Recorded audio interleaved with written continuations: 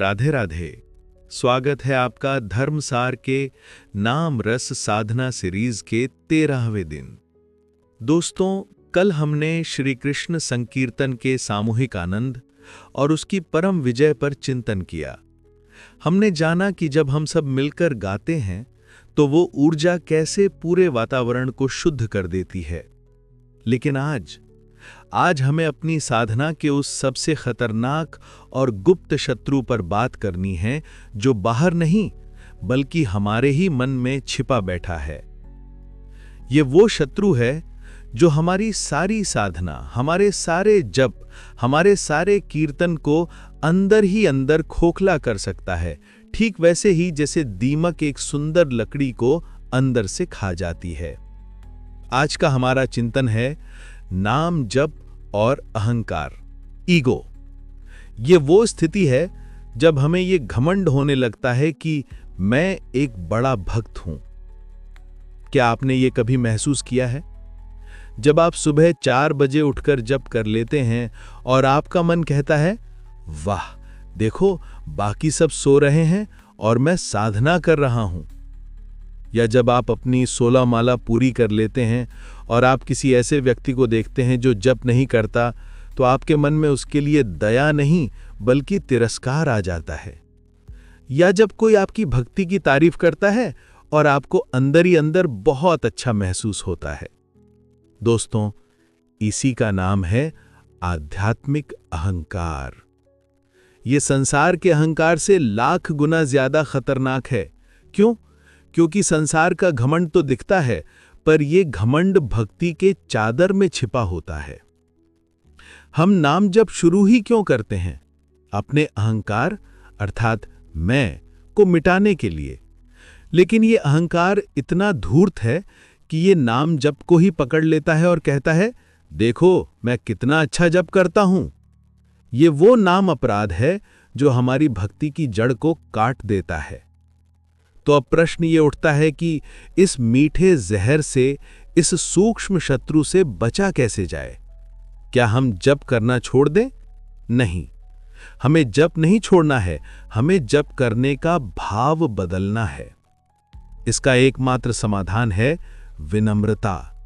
और इस विनम्रता का सूत्र हमें स्वयं श्री चैतन्य महाप्रभु ने दिया है। महाप्रभु जिन्होंने हमें ये संकीर्तन दिया, उन्होंने ही इस अहंकार की दवा भी दी है।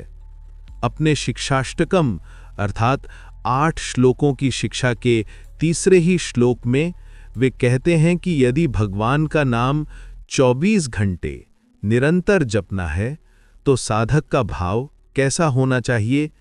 तृणादपि सुनीचेन तरोरपि सहिष्णुना अमानिना मानदेन कीर्तनीय सदा हरि। ये श्लोक आध्यात्मिक अहंकार को काटने का अस्त्र है। आइए इसे समझते हैं। पहला, तृणादपि सुनीचेन, घास के तिनके से भी अधिक नीचा होना। महाप्रभु कहते हैं, खुद को सड़क पर पड़े घास के तिनके से भी नीचा समझो। क्यों? क्योंकि जब हजारों लोग उस तिनके को कुचलकर चले जाते हैं तो वो तिनका पलटकर किसी को मारता नहीं है, वो विरोध नहीं करता। और हम अपनी छोटी सी साधना का अहंकार लेकर घूमते हैं और जरा सी असुविधा में शिकायत करने लगते हैं। दूसरा, तरोरपि सहिष्णुना, एक पेड़ से भी ज्यादा सहनशील होना। एक पेड़ से ज्यादा सहनशील कौन है? आप पेड़ को पत्थर मारते हैं, वो बदले में आपको फल देता है। आप उसे काटने के लिए कुल्हाड़ी मारते हैं, वो मरते मरते भी आपको छाया देता है। वो धूप, ठंड, बारिश सब सहता है, फिर भी दूसरों को ही देता है। और हम अपनी छोटी सी साधना का अहंकार लेकर घूमते हैं और जरा सी असुविधा में शिकायत करने लगते हैं। इसकी वजह से मेरी साधना नहीं होती। तीसरा, अमानिना मानदेन, स्वयं के लिए मान न चाहना और दूसरों को पूरा मान देना। ये इस श्लोक का और हमारे आज के विषय का सार है। अमानिना, खुद के लिए जरा भी मान सम्मान की इच्छा न करना। ये उम्मीद ही छोड़ देना कि लोग मुझे भक्त जी या महाराज जी कहकर बुलाएं। मान देना और बदले में संसार के हर जीव को, यानी पशु पक्षी, छोटा बच्चा बड़ा, भक्त या न भक्त, उसको पूरा सम्मान देना। क्यों? क्योंकि हर जीव के हृदय में वही नारायण परमात्मा के रूप में बैठे हैं। तो जब आप दूसरों में भगवान देखकर उन्हें सम्मान देंगे तो आपको अपने भक्त होने का अहंकार कैसे होगा? श्लोक का निष्कर्ष, कीर्तनीयः सदा हरि, यानी तिनके जितने विनम्र, पेड़ जितने सहनशील और मान न चाहकर सबको मान देने वाले बन जाओगे, केवल तभी तुम सदा यानी 24 घंटे हरि नाम का कीर्तन कर पाओगे। तो दोस्तों, अगर आपके मन में यह अहंकार आता है तो घबराइए मत। ये एक संकेत है कि आपकी साधना यांत्रिक हो रही है, भावपूर्ण नहीं।